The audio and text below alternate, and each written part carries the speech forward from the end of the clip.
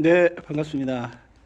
어제 찍었던 안장 이야기 5편 가변 시포스트를 찍고 나서 추가로 바엔드라는 이 부품에 대해서 설명을 좀 해드리고 싶어서 오늘 영상을 찍게 됐습니다. 네, 바엔드 보시면은 대표적인 바엔드죠. 이렇게 뿔이 달려 있고요. 또 요거 같은 경우는 이 부분이 좀 넓적해서 장거리 주행하실 때 뭐 손목이 아프거나 손바닥이 저리거나 하는 걸 좀 예방해 줄 수 있습니다.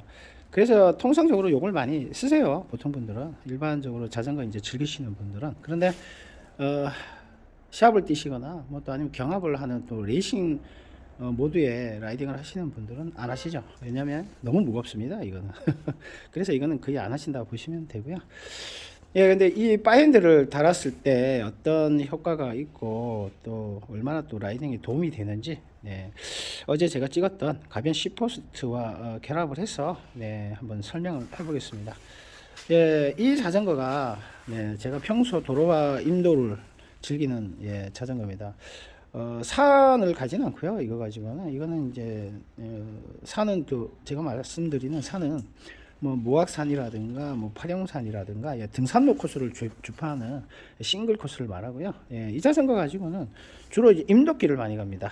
우리가 산에 보면 임도라는 게 산에 화재가 났을 때 대비해서 뭐 차가 좀 진행할 수 있도록 소방차라든가 뭐 여러 가지 운송 수단이 진행할 수 있도록 좀 뭐 차도만큼 길을 넓혀놓은 곳을 우리가 흔히 이제 임도라고 얘기하는데 임도는 좀 뭐 도로도 넓고 길도 이렇게 잘 돼 있어요. 그래서 그런 데 갈 때는 주로 이 자전거를 애용을 합니다. 도로도 한 50% 타고요.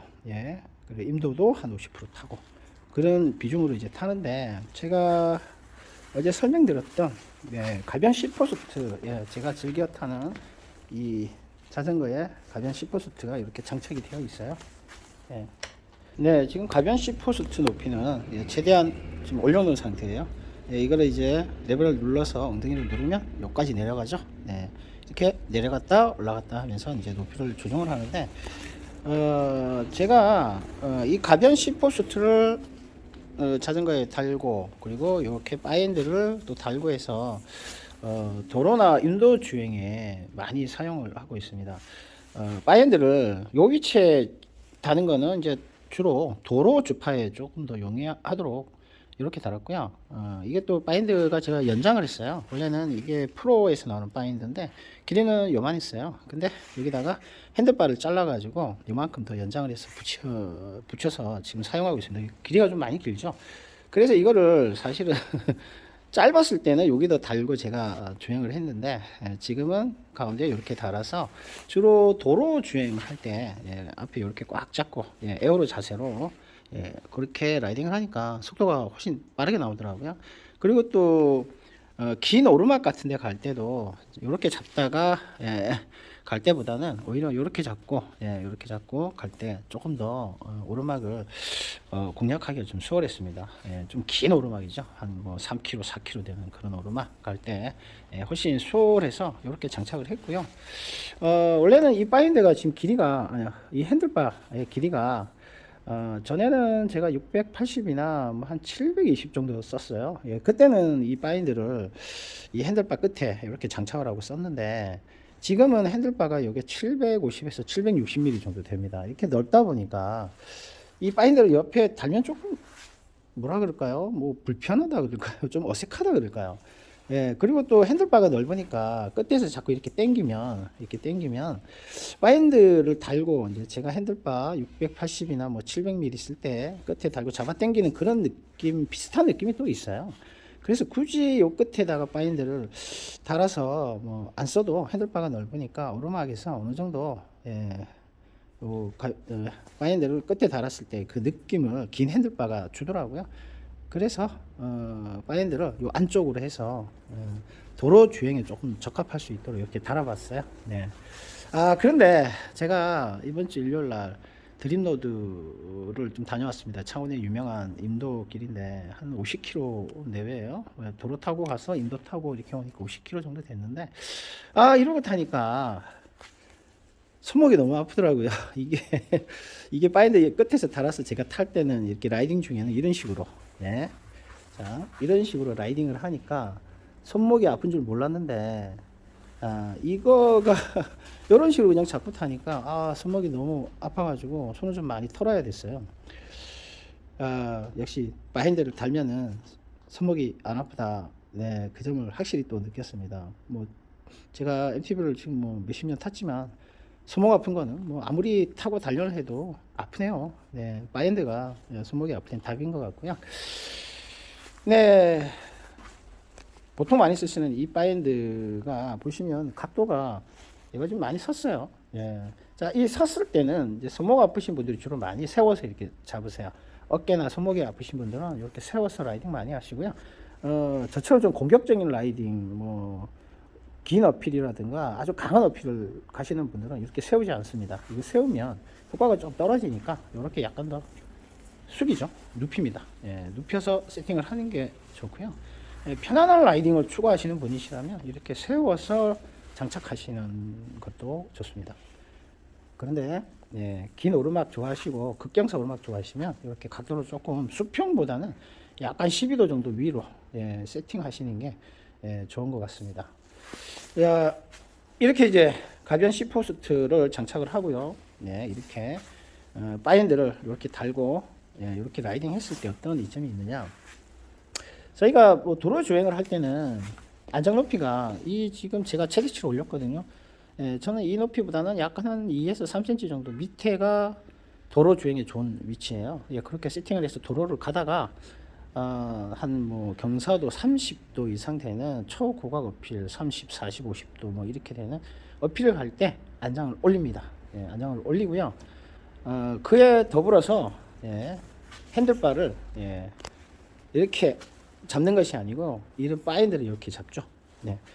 제가 지금은 도로 위주로 세팅을 하다 보니 이렇게 장착을 했는데요. 요 끝에다 이제 어필 위주로 고각 위주로 라이딩을 할 때는 여기다 세팅을 하죠. 이렇게 잡고 딱 올라갈 때 웬만한 뭐 고각 오르막도 다 올라갈 수 있었습니다.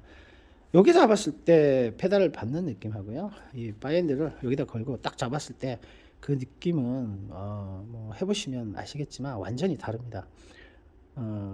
핸들바가 들려가지고 앞바퀴가 뭐 한 경사도 30도 넘어가면 앞바퀴가 자꾸 들리려 하거든요. 뭐 50도 가면 뭐 말도 못합니다. 그럼에도 불구하고 요걸 잡고 저희는 이제 산에서 이 핸들바를 당길 때는 가슴 쪽으로 당기는 게 아니고요, 밑에 크랭크 방향으로 내리 누르면서 당기는 습관이 이제 들어 있는데, 그렇게 해야만 또 앞바퀴가 안 들리거든요. 그렇게 하더라도 30도에서 50도 경사도면 앞바퀴가 자꾸 들리려고 합니다. 그럴 때 바핸드를 달고 좀 더 앞에서 이렇게 잡고 라이딩을 하잖아요. 그럼 포지션이 이 뒤에서 이렇게 페달을 밟는 게 아니고요, 약간 포지션 앞쪽으로 더 이동을 하죠. 이런 식으로.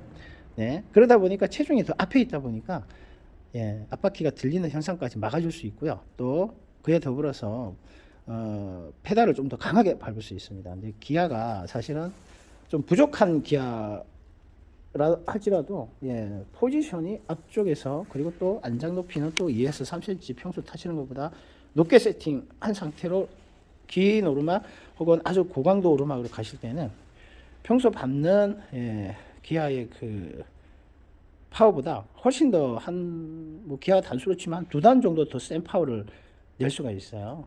그래서 무난하게 주파를 하게 해줍니다. 그런데 만일에 실력이 뭐 상급이시고 체력도 아주 좋으신 분이라면요, 뭐 이렇게 가변 시프를 달아서 안장을 2에서 3cm 올리고 바핸드를 양 끝에 달아서 이렇게 잡아 당기면서 라이딩을 하지 않더라도요, 실제로 여기를 잡고 고강도 오르막을 얼마든지 주파하실 수가 있어요. 어떻게 하시냐면 거의 댄싱을 치시죠. 댄싱을 치면 뭐 엉덩이로 들어가지고 상체 체중 거의 앞쪽으로 이렇게 쏠리게 만든 다음에 댄싱으로 주파에서 올라가면 초고강도 오르막도 얼마든지 주파가 가능합니다.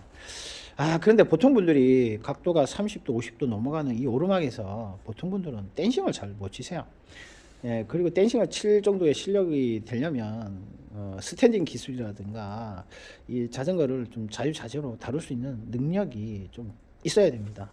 그렇지 않은 분들은 그런 뭐 고강도 초고강 오르막에서 엉덩이를 들지 못해요. 그러다 보니까 안장에 앉아서 예, 그런 고각 오르막을 주파할 수 있는 방법으로 제가 이렇게 세팅을 하고 라이딩을 하면 좋다고 말씀을 드리는 겁니다.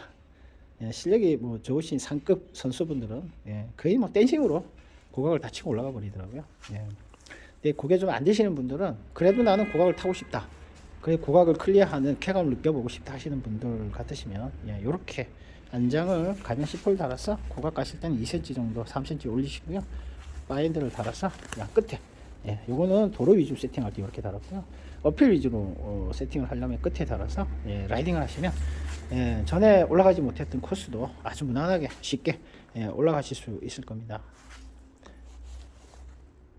근데 제가 영상 말미에 이 자전거로 창원에서 아주 유명한 어필 코스죠, 314란 코스를 주파하는 영상을 첨부하도록 하겠습니다. 그 영상을 찍을 때 이 바인드 위치를 사실은 거기를 올라가는 영상 찍으려고요, 여기 끝으로 옮겨 달았어요. 이렇게 자꾸 올라가기엔 저도 앞바퀴가 좀 많이 들리더라고요.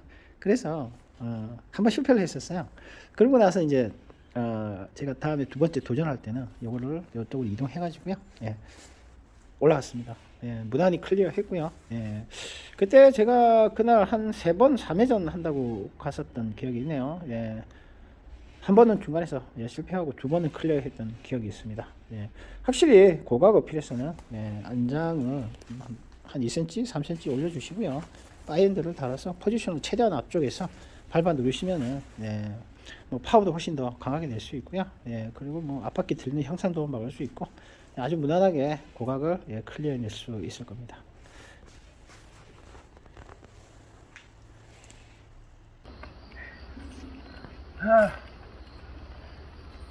조심하세요, 형님. 다칩니다. 빠졌다.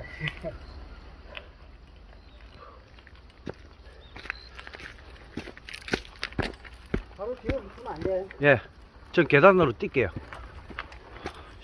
걷기도 걷기도 힘든데.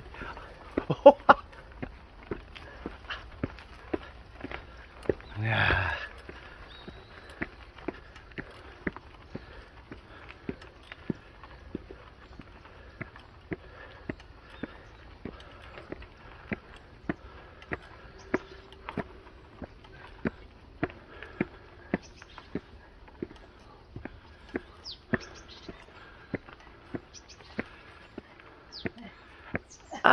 그 있어.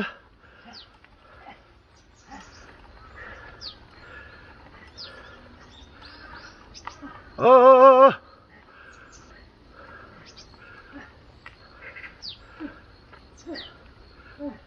또 성공. 딱 대단하십니다.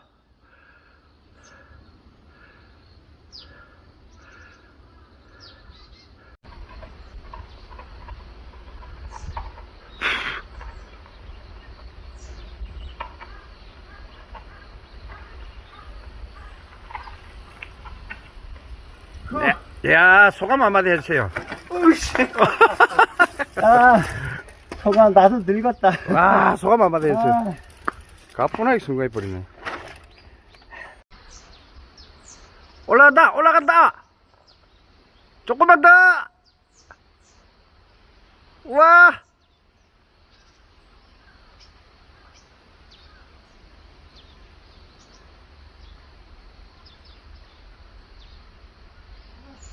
와, 성공! 우와!